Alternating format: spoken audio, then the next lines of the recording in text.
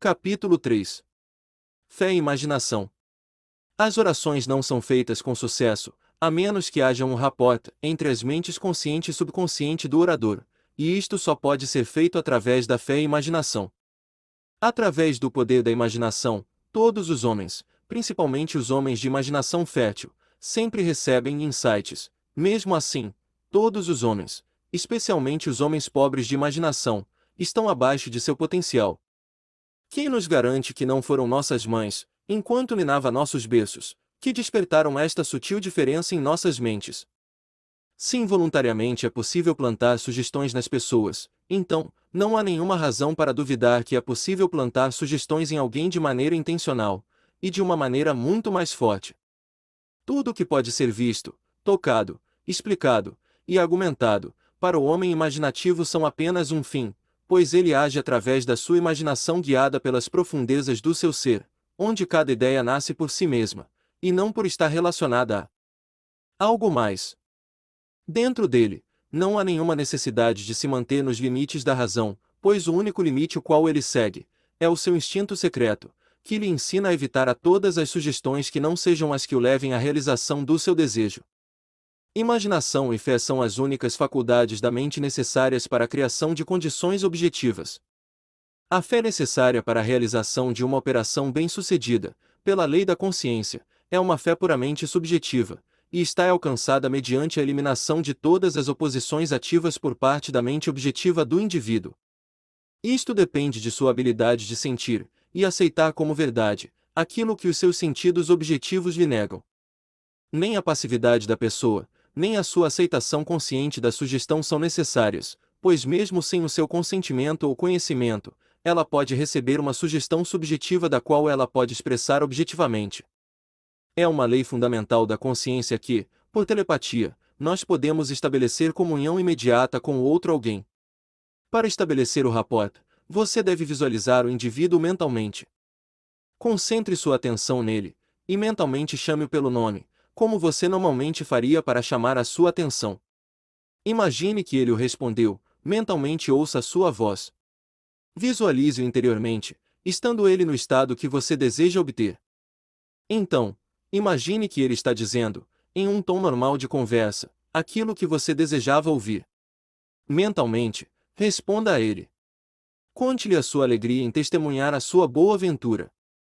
Tendo ouvido mentalmente com todos os aspectos da realidade, aquilo que você desejava ouvir, e tendo sentido prazer com esta notícia anunciada, retorne à sua consciência objetiva.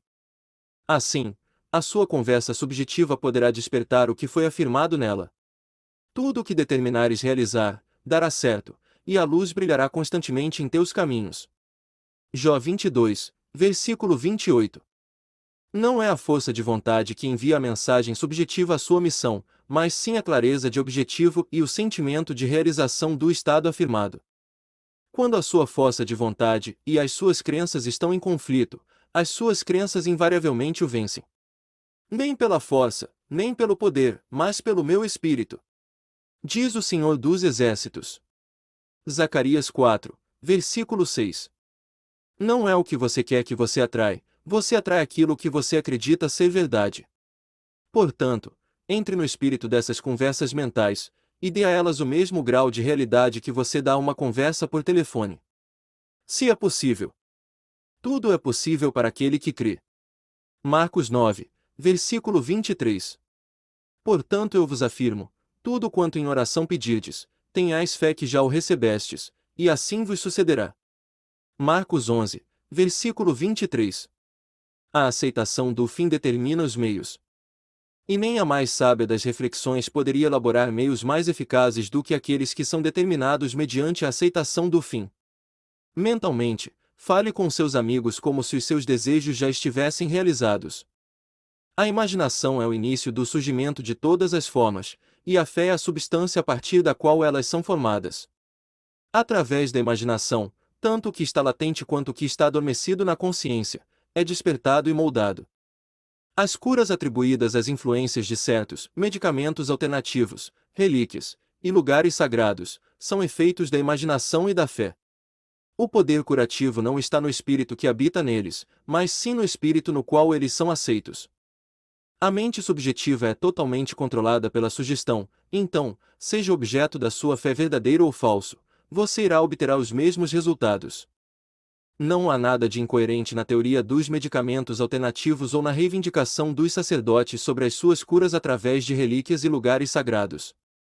Uma vez que a mente subjetiva do paciente aceita a sugestão da saúde relacionada a tais estados, e quando essas condições são atendidas, elas tendem a restabelecer a saúde. Seja-vos feito segundo a vossa fé. Mateus 9, versículo 29. Tudo é possível para aquele que crê. Marcos 9, versículo 23. A confiante expectativa de um estado é o meio mais poderoso para manifestá-lo.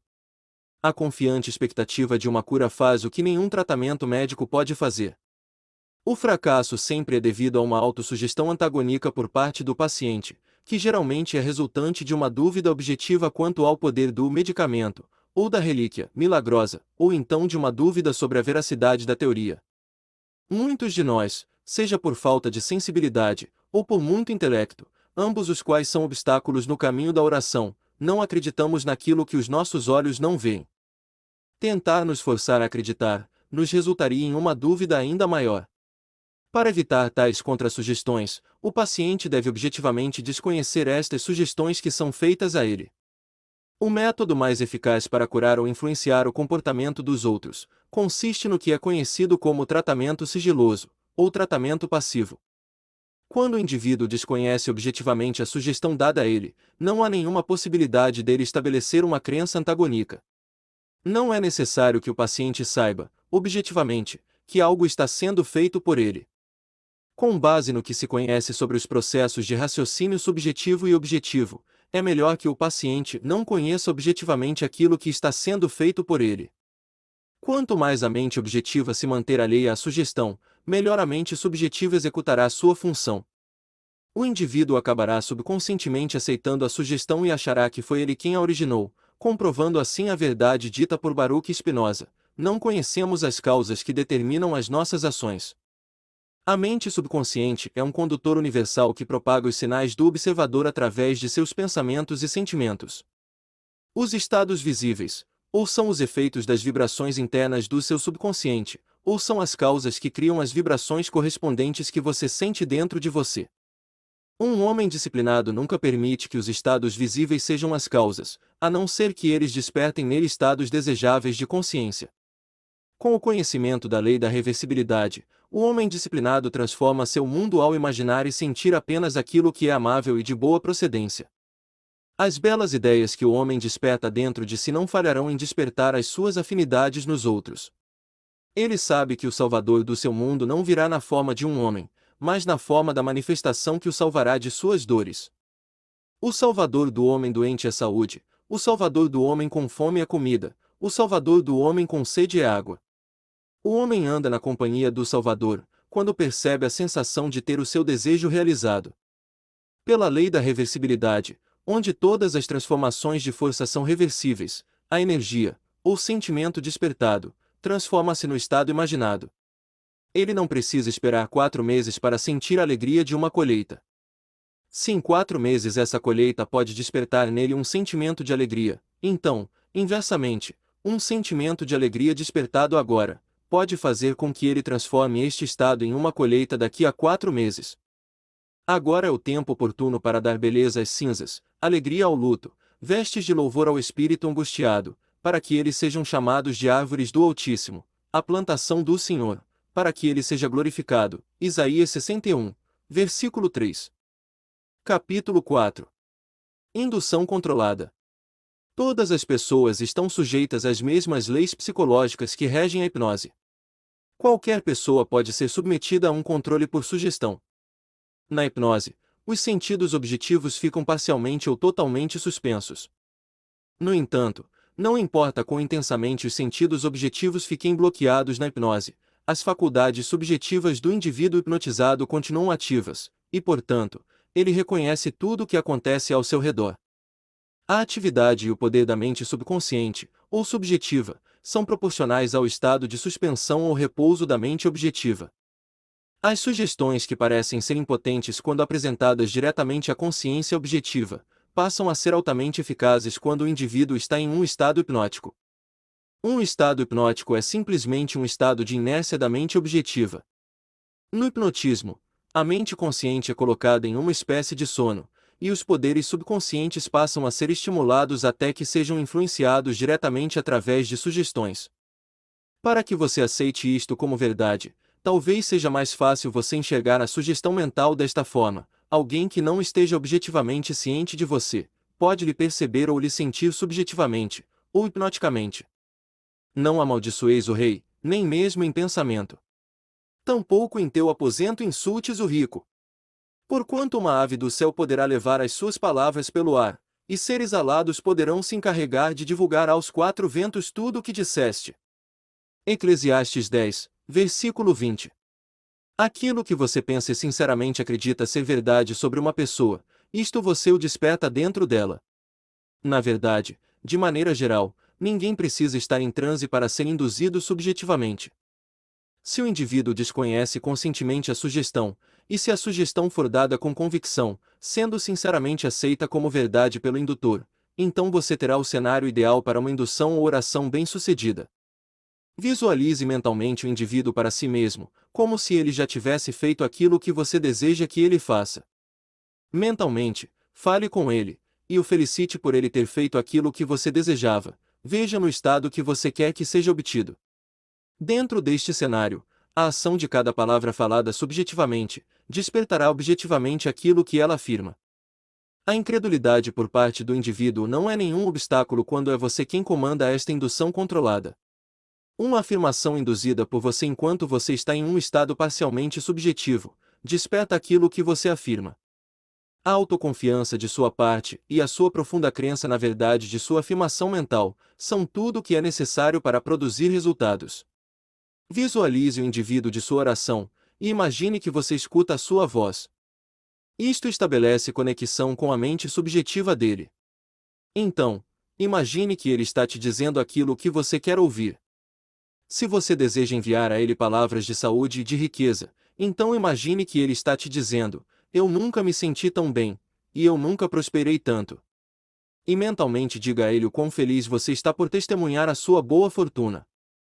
Imagine que você vê e sente a sua alegria. Você deve estabelecer uma conversa mental com a imagem subjetiva do outro, de uma forma que não desperte a menor dúvida sobre a verdade do que se ouve e do que se fala.